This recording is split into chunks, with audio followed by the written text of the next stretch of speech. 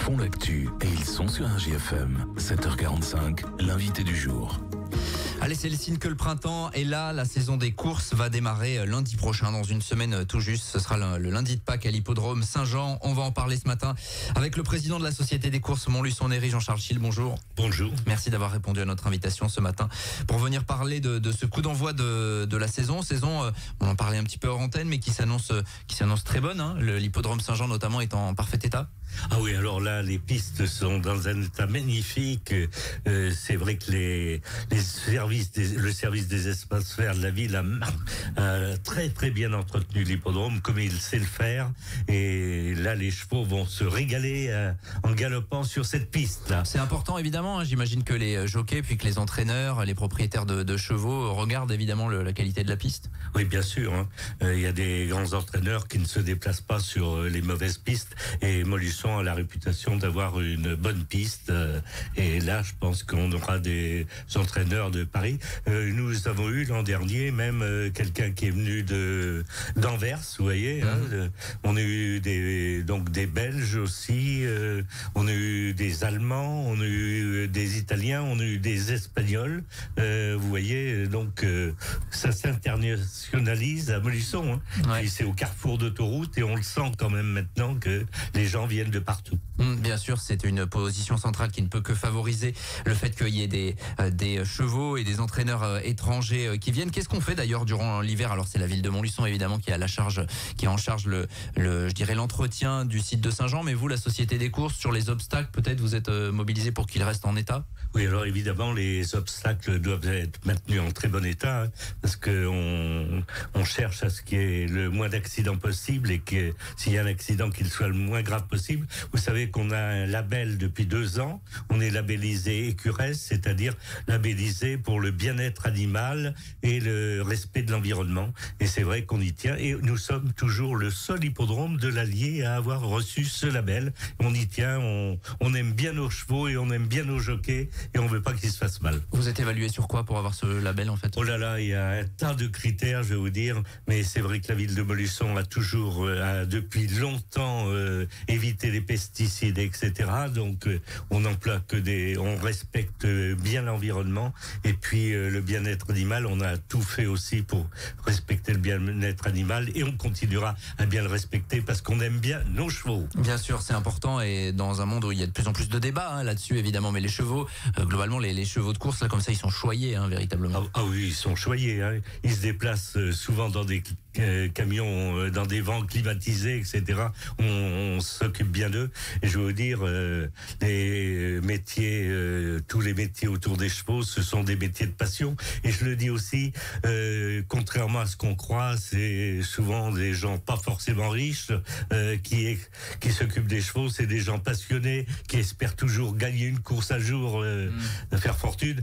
Mais il y en a beaucoup, je vais vous dire, il y en a plus qui mangent le sandwich derrière le camion qu'il y en a qui vont au château Saint-Jean, hein, quand même.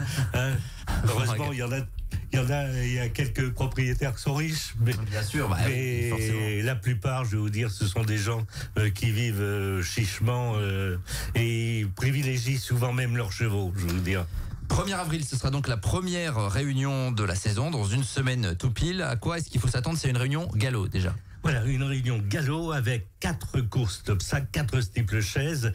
Ce sont des courses toujours fertiles en émotions, en péripéties. C'est très beau, hein, le geste sur l'obstacle. On a donc de beaux obstacles. Et donc, nous aurons 4 courses d'obstacles et 3 courses plates. Et puis, c'est une réunion que l'on dédie aux soignants. Ils le méritent bien, cette reconnaissance, parce que depuis le Covid, on a tendance à les oublier. Mais les problèmes demeurent. Vous savez qu'on manque de médecins, on manque de tout.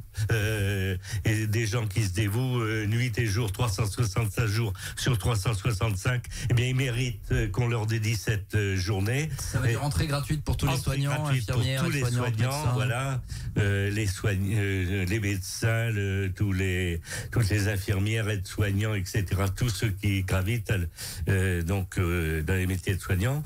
Et puis, il y aura également une tombola gratuite pour les soignants, avec des repas à gagner dans les bons restaurants du pays, notamment le château. Il y en a un qui est pas loin, évidemment. Voilà. Il y a les pistes, il y a certaines fenêtres qui donnent sur les pistes de l'hippodrome Saint-Jean. 4 courses steeplechase et 3 courses de plat. Comment ça se passe d'ailleurs les propriétaires ou en tout cas les jockeys, comment ils s'inscrivent en fait? Pourquoi ils viennent sur place là? En fait, ils regardent en fonction de leur calendrier. Ils regardent en fonction de leur cheval, de leurs chevaux, bien sûr, parce que c'est selon les gains. Vous savez, il y a des catégories pour que les trop bons courent pas avec des. Ça serait trop facile. Bon, ça serait trop facile.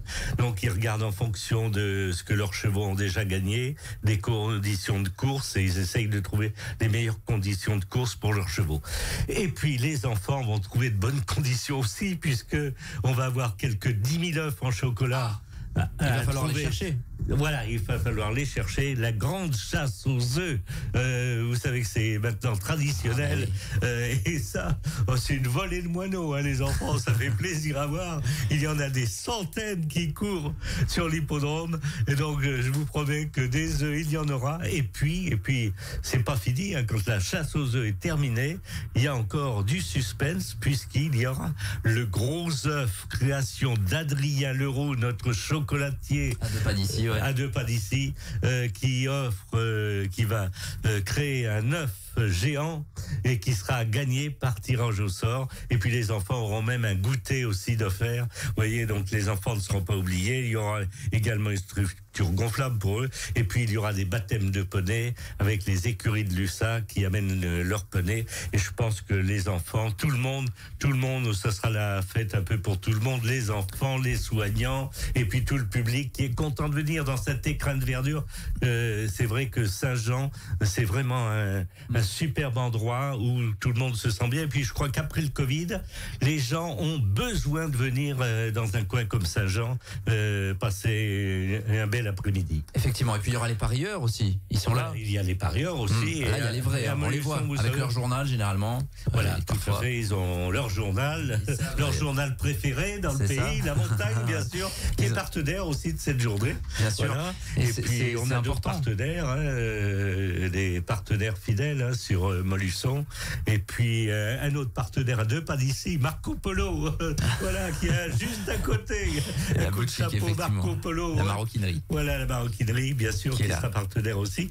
Et puis tous les partenaires habituels, fidèles depuis de nombreuses années. Et je pense que là, on va passer un bon moment. Et on joue, vous savez, pas énormément à Montluçon. On joue, néanmoins, on a augmenté l'an dernier de 57% les enjeux. L'année d'avant, on avait augmenté de 25%. Donc, vous voyez, on est sur une pente ascendante, très forte à Montluçon, parce qu'on a de plus en plus de public, mais des gens qui jouent pour s'amuser. On perd pas sa culotte à Montluçon. Vous savez, on s'amuse avec 2 euros, mais il y a du suspense. Quand on voit courir ces 2 euros, le cœur bat. C'est ça. Il y a une montée d'adrénaline. Comment on peut l'expliquer, cette hausse des enjeux? Est-ce que c'est au niveau national et que ça se répercute en local également? Alors, c'est vrai qu'au niveau national, l'an dernier, on a eu une hausse des enjeux sur les hippodromes.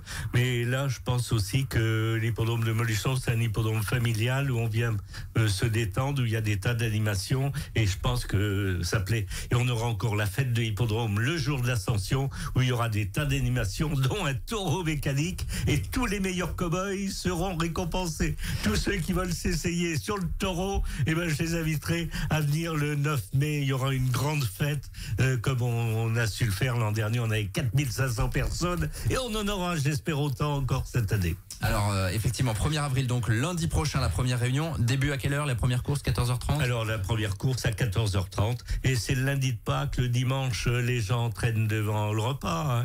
Ils arrivent un peu plus tard. Je pense que le lundi de Pâques, ils vont arriver plus tôt.